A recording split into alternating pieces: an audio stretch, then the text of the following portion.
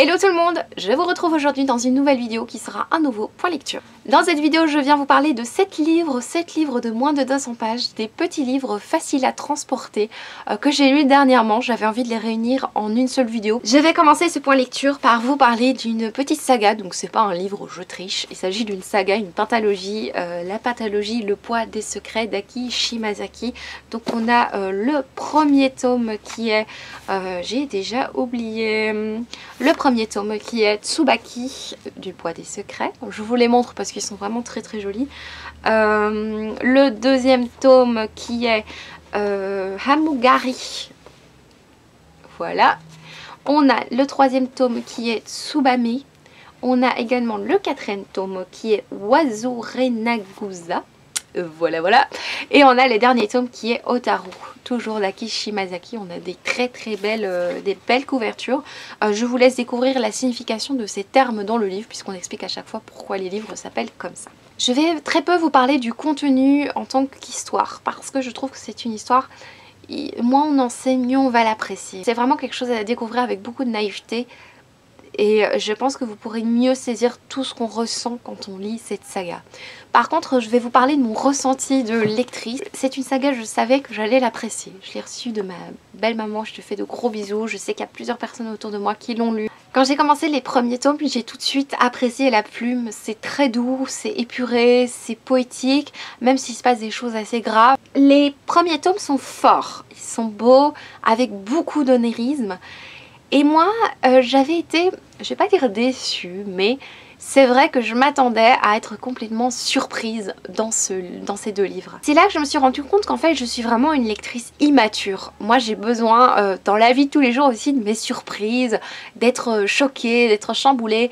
Et même si j'étais fort touchée par ce qui s'y passait, j'attendais mes surprises. Et c'est là que je me suis dit, mais non Isabelle, j'ai fait une petite pause de lecture et je me suis dit, mais non, t'as pas besoin toujours d'être surprise, t'as pas besoin toujours d'un cliffhanger de malade. Si tu veux être surprise, lis du thriller quoi. Pour l'apprécier à sa juste valeur, il faut pas que je m'attende toutes les secondes à être choquée, surprise. Et du coup, je me suis lancée dans le troisième tome que j'ai adoré. Franchement des trois, pour le moment c'était vraiment mon préféré parce que j'ai adoré et j'ai même été surprise. Je me suis mise en lectrice naïve. Je vous laisse voir une vidéo de Pico, elle a parlé de lecteur naïf. J'ai beaucoup aimé, je vous mets ça en barre d'infos si j'oublie pas. Et je me suis mise en tant que lectrice naïve et j'ai adoré ce troisième tome. J'ai adoré ce qui s'y passe, les personnages qu'on rencontre, parce que je peux quand même vous dire qu'il s'agit d'une saga familiale. On va rencontrer des personnages dans le tome 1, un autre personnage dans le tome 2 qui vit la même histoire mais sous son regard, et on a d'autres détails sur l'histoire. Et puis le troisième livre nous fait rencontrer un autre personnage qu'on a déjà rencontré précédemment au fur et à mesure, et Tsubame et Hotaru. Non pardon, je me trompe, c'est le troisième tome, c'est Tsubame. Tsubame, c'était vraiment magnifique. Enfin franchement, c'est magnifique. Plein de secrets, c'est génial, c'était vraiment magnifique. Et du coup, l'histoire, j'ai été de plus en plus attachée aux personnages, à ce qui leur arrive. J'ai abordé les tomes 4 et 5 avec énormément de joie parce que c'était un vrai bonheur de lecture. Donc au final, ça a été vraiment une magnifique découverte. Vraiment, si vous aimez la littérature asiatique, vraiment comme je vous l'ai dit, un style très doux, mais vraiment malgré la gravité de la situation, de ce qui se passe, c'est vraiment très doux, c'est très poétique, c'est très beau. Franchement, j'aime beaucoup. Même malgré le mal que j'ai eu à rentrer dans les deux premiers tomes, j'ai adoré cette saga, je vous la conseille vivement. Et du coup, quand j'ai fini le tome 5, je me suis dit, mais il me manque ces personnages, j'ai envie de les retrouver, j'ai envie de voir d'autres personnages de leur famille. J'ai eu beaucoup de mal à les quitter, c'était très dur, j'ai dû faire un deuil de cette saga. Ensuite, on va rester avec de la littérature asiatique, vu que j'ai découvert mon premier Yoko Ogawa. J'ai lu L'annulaire de Yoko Ogawa, qui est un livre assez spécial quand même. Alors, ce livre est très court, j'avais très envie de découvrir Yoko Ogawa, j'ai plusieurs livres dans ma pile à lire et je sais que en fait, avant de commencer, je savais que j'aimerais, tout simplement. Je me suis pas dit, là, je vais avoir plein de surprises. Enfin voilà, je suis rentrée de nouveau en tant que lectrice naïve. Et franchement, ça a été une bonne lecture. On découvre un personnage qui va travailler dans un laboratoire. C'est une jeune fille qui travaillait auparavant dans une usine, il me semble, et qui a perdu un morceau de doigt. Voilà. Ça commence bien.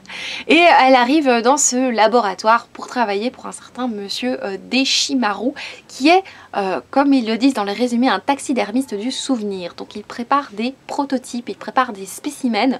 Les gens rapportent dans ce laboratoire des spécimens.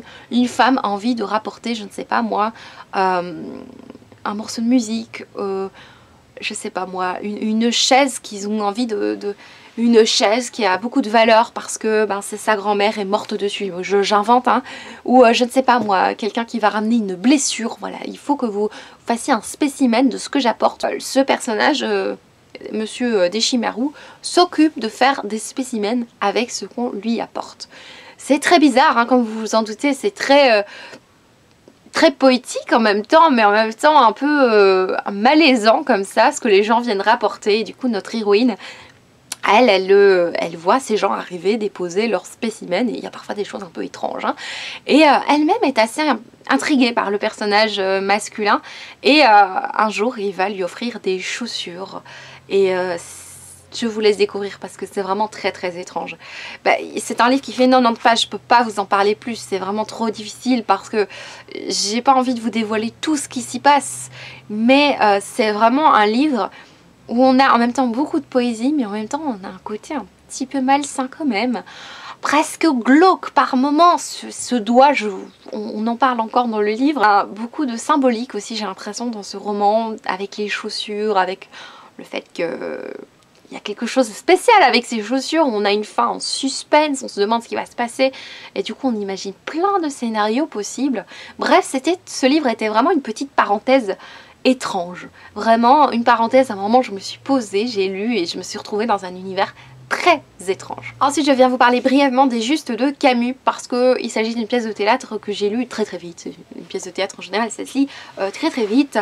Une histoire qui se déroule en 1905 et qui va raconter en fait quelque chose qui s'est vraiment passé en 1905 puisqu'un groupe de terroristes révolutionnaires à Moscou a tenté un attentat à la bombe contre le grand-duc Serge, l'oncle du tsar. Donc on va rencontrer des personnages qui vont préparer cet attentat, des personnages qui font partie donc, de ce groupe révolutionnaire russe. Ils ont chacun leur idée en fait de cet attentat et en fait ce qui va se passer c'est que au début il y en a un qui va tenter de faire exploser la bombe et il va voir en fait que le grand-duc n'est pas tout seul mais qu'il est avec un enfant. Et du coup il va pas vouloir faire sauter la bombe. Et du coup il y a une petite réflexion sur le fait oui mais bon... il y en a qui voulaient quand même le faire malgré l'enfant, il y en a qui se disent mais non c'est pas possible, on va pas tuer un enfant. Et du coup voilà, il y a plein de questions à ce propos et puis ils vont voir s'ils peuvent réitérer de faire cet attentat. Et on va voir le destin de ces personnages. Forcément, enfin j'ai apprécié cette lecture mais vraiment j'ai pas du tout accroché en fait tout simplement. Je pense que j'ai pas du tout accroché à l'histoire qui me plaisait pas plus que ça, je savais pas de quoi ça parlait, du coup je me suis lancée complètement à l'aveugle. Le sujet déjà m'intéresse pas forcément, en toute sincérité. Le fait que ce soit dans une pièce de théâtre n'aide pas du tout, je pense que ce serait joué sur scène, je pense que je serais beaucoup plus impliquée. Mais là, non, j'ai eu beaucoup de mal à rentrer dans l'histoire et à peine que je rentrais, c'était déjà terminé. Et donc oui, le problème de lire du théâtre, c'est que j'ai besoin de temps et de le voir en théâtre et le lire c'est un peu compliqué. Pourtant avec le Stefan Zweig, je vous en avais parlé, j'avais lu une pièce de théâtre de Stefan Zweig, j'étais plus accrochée en fait à ce qui se passait ici, beaucoup moins. Donc je pense que c'est vraiment quelque chose qui a mérite à être vu ou alors analysé, j'en sais rien, mais moi le sujet me touchait absolument pas. Voilà, je vous le montre juste pour dire que je l'ai lu, mais en fait... le sujet me plaisait pas plus que ça. Ensuite, je viens vous parler d'un roman écrit par une jeune femme belge. Il s'agit de Une dose de douleur nécessaire de Victoire de Changy, je ne sais pas, publié chez Autrement. C'est un livre que j'ai reçu il y a fort longtemps de la part de la maison d'édition. Je les remercie. Je l'avais demandé parce que... je crois que... Ah, j'ai un doute. Non, je pense qu'ils me l'ont proposé plutôt. Mais le résumé me plaisait beaucoup. C'est un livre qui parle d'amour, qui parle d'un couple. On n'a pas de nom, on n'a pas de détails, on sait que ça se passe à Bruxelles, on sait que c'est une histoire illégitime puisque l'homme est marié et on sait qu'elle est amoureuse fortement de lui, que lui il l'est d'elle, mais que leur amour est différent. Et ils s'aiment pas de la même manière, pas de la même force. Et ce livre, je peux vous dire que c'est un véritable bijou de poésie.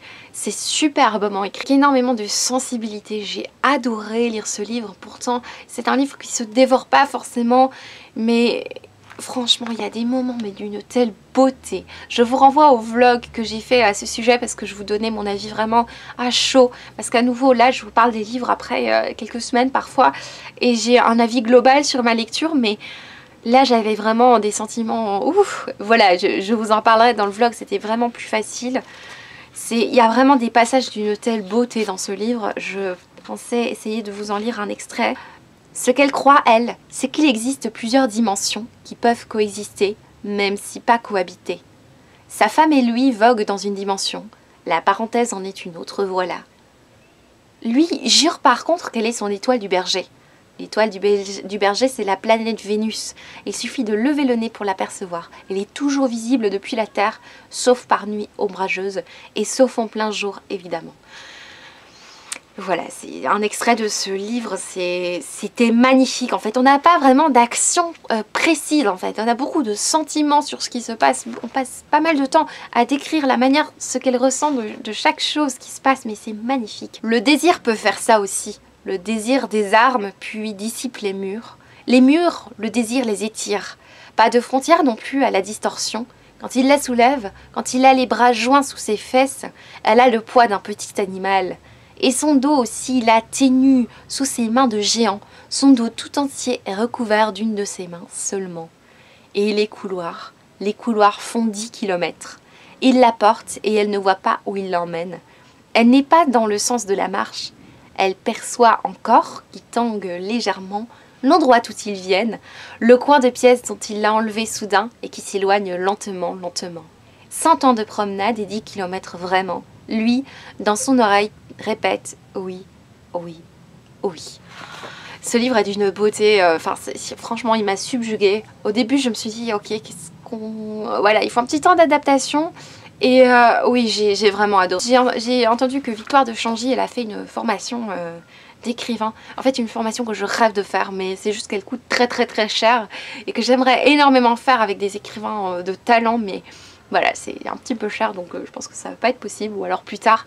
Mais oh là là, c'est magnifique. Je vous conseille vivement ce livre, c'est vraiment de la poésie. Ça parle d'amour, c'est pas toujours avec des yeux très optimistes, mais c'est magnifique. Ensuite, je viens vous parler de Givre de Jean Vigne, qui est un livre que je n'ai pas en format papier, vu que je l'ai acheté ou je l'ai reçu. Je crois que je l'ai acheté, oui, il n'était pas très cher à un moment sur Amazon ou sur un autre truc où ils vendent des livres. Donc c'est un livre Givre de Jean Vigne qui faisait partie du PLIB 2018. Et le PLIB, donc ce prix littéraire, je vous en ai déjà longuement parlé, je l'ai lu vraiment le soir du vote, quoi. Je l'ai terminé le soir du vote parce que je pensais que j'allais le mettre dans mon vote.